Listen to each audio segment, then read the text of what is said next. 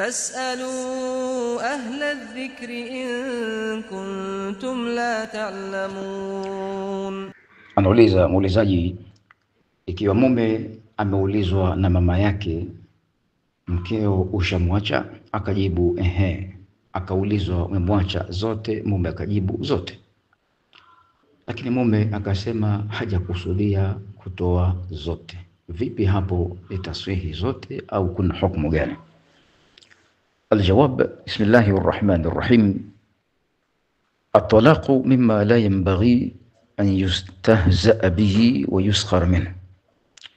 Jawabu ni kwamba swala la talaka ni jambo ambalo halitakiwi kufanyiwa maskhara wala kufanyiwa mchezo, kama alivyosema Mtume sallallahu alaihi wasallam, thalathun jadduhunna jaddun wa hazluhunna jadd. Mambo matatu kweli yake ni kweli na mzaha wake ni kweli, na katika matatu hayo, miongoni mwa hayo ni swala la talaka.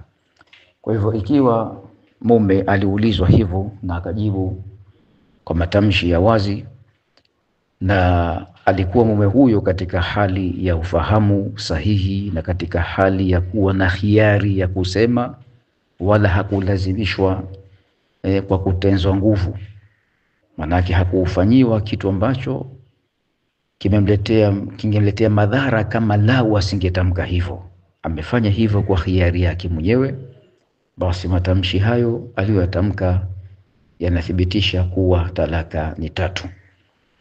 Na kama ilikuwa kauli yake yeye anakusudia si talaka tatu, basi ilikuwa aseme kwa wazi kwamba nimemwacha ngapi? Moja.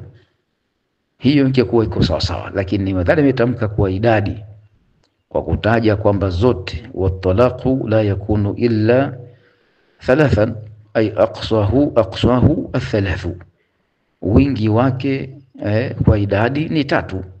Kwa hivyo midhali amesema zote, haiwezi kuwa zote ni moja wala zote kuwa ni mbili. Midhali hakutaja neno mbili wala hakutaja neno moja, na moja haiwi zote na wala zote haiwi moja wala haiwi mbili.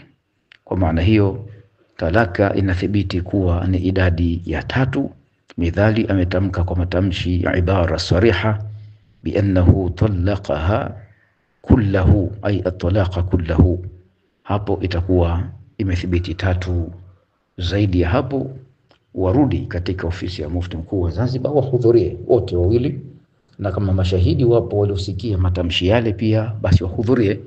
Lakini kwa dhahiri ya sual, midhali imetamkwa ibara hiyo, basi haina maana zaidi ya kuwa ni tatu. Kwa maana hiyo si mkewe huyo tena baada ya matamshi hayo. Wallahu ta'ala a'lam.